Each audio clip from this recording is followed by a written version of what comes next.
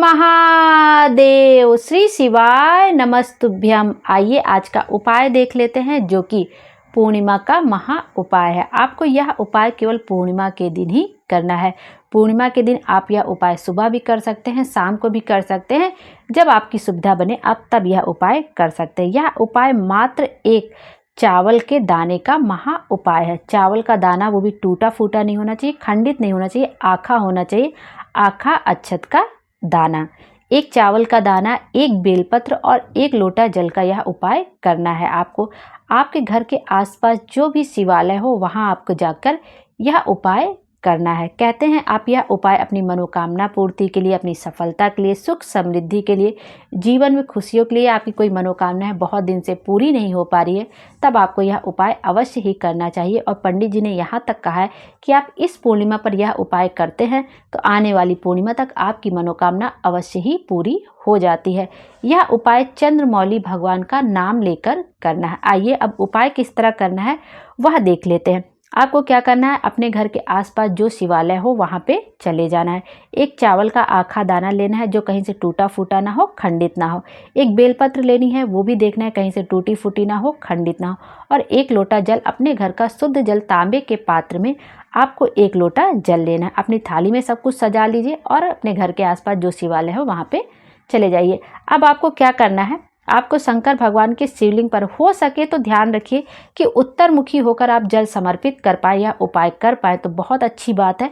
उत्तर मुखी होने से मतलब है कि जहाँ से जलाधारी से जल नीचे बहकर गिरता है, जहाँ पे हम अपना कलश वगैरह लगा के जल झेलते हैं, उससे आचमन करते हैं, उत्तर मुखी होकर उस तरफ से जल आप दक्षिण दिशा की ओर खड़े हो और उत्तर की ओर आपका मुख हो, जलाधारी की तरफ जिधर से जल बहकर नीचे गिरता है उस तरफ से आप यह उपाय कर पाए तो बहुत अच्छी बात। और नहीं कर पाते तो आपको जिस दिशा से भी सहूलियत लगे, अपनी सुविधा के अनुसार आप उस दिशा से भी यह उपाय कर सकते हैं। वैसे पंडित जी हमेशा बताते हैं कि यदि हो सके कोई हम विशेष मनोकामना के लिए कोई उपाय कर रहे हैं तो उत्तर मुखी होकर यदि हम जल समर्पित करते हैं, कुछ भोले बाबा को समर्पित करते हैं तो वो बहुत जल्दी उसे स्वीकार कर लेते हैं। बाकी उन्हें आप किसी भी दिशा से खड़े होकर आप उपाय कर सकते हैं और जल समर्पित कर सकते हैं, भोले बाबा उसे स्वीकार करते ही करते हैं। किसी विशेष मनोकामना के लिए यदि आप कोई उपाय करते हैं तो हो सके तो उत्तर मुखी होकर आपको जल समर्पित करना चाहिए। अब आइए देख लेते हैं कि उपाय कैसे करना। आपको शिवलिंग पर सबसे पहले एक चावल का आखा दाना समर्पित करना है। आपने एक आखा चावल का दाना समर्पित कर दिया, उसके बाद आपको एक बेलपत्र समर्पित करनी है और बेलपत्र इस तरह से समर्पित करनी है कि डंडी का मुख आपकी तरफ हो। डंडी का मुख आपकी, जिधर से आपने चावल चढ़ाया, जिधर से आपने आखा दाना चावल का चढ़ाया उधर से ही आपको बेलपत्र भी समर्पित करनी है और डंडी का मुख आपकी तरफ होना चाहिए। इस बात का आपको ध्यान रखना है। जिधर से आप समर्पित कर रहे हैं उधर ही आपका डंडी का मुख भी होना चाहिए, मतलब आपकी तरफ डंडी का मुख होना चाहिए। इस तरह से आपको बेलपत्र समर्पित कर देनी है चंद्रमौली भगवान का नाम लेके। शंकर भगवान का ये बहुत ही सर्वश्रेष्ठ सुंदर नाम होता है चंद्रमौली। तो चंद्रमौली भगवान का स्मरण करते हुए आपको बेलपत्र समर्पित कर देनी है उसी चावल के दाने के ऊपर। और उसके बाद एक लोटा जल आपको धीरे धार के साथ श्री शिवाय नमस्तुभ्यम बोलते हुए, नमः शिवाय बोलते या ओम नमः शिवाय बोलते हुए आपको एक लोटा जल भी उसी के ऊपर समर्पित कर देना है। यदि नारियां कहेंगी तो नमः शिवाय ओम नमः शिवाय, नमः शिवाय ओम नमः शिवाय कहेंगी। यदि पुरुष कहेंगे तो डायरेक्ट ओम नमः शिवाय बोल सकते हैं। तो नमः शिवाय ओम नमः शिवाय बोलते हुए, श्री शिवाय नमस्तुभ्यम बोलते हुए, नमः शिवाय बोलते हुए आपको एक लोटा जल धीरे धार के साथ उसी बेलपत्र, उसी आखे चावल के दाने के ऊपर समर्पित कर देना है।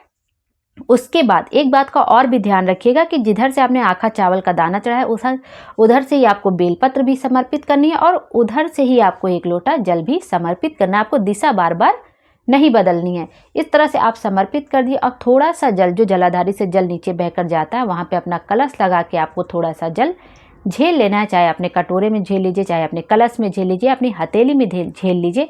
झेल के आपको अपनी आँखों पर लगाना है, गले पर लगाना है, मस्तक पर लगाना है और अपनी मनोकामना बाबा से थोड़ी देर बैठ के श्री शिवाय नमस्तुभ्यम चाहे तो आप बोलते हुए उनसे अपनी मन की बात बता सकते हैं। और उसके बाद आपको अपने घर आ जाना है। उस जल का थोड़ा आचमन कर लीजिए, थोड़ा नैनों में अपने लगा लीजिए। और पंडित जी बताते हैं कि अगले पूर्णिमा तक आपकी मनोकामना जरूर से जरूर पूरी हो जाएगी। चंद्रमौली भगवान से जो भी आपने प्रार्थना कह के आई होगी वो आपकी मनोकामना अवश्य ही पूरी हो जाएगी।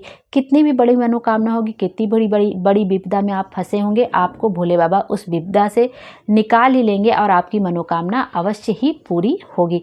इस तरह से आपको यह उपाय करना है, चंद्रमौली भगवान का नाम लेकर अगले पूर्णिमा तक आपकी मनोकामना जरूर से जरूर पूरी हो जाएगी। श्री शिवाय नमस्तुभ्यम। हर हर महादेव। भोले बाबा हम सब की मनोकामना पूरी करें और हमारे जीवन को खुशियों से भर दे। Thank you.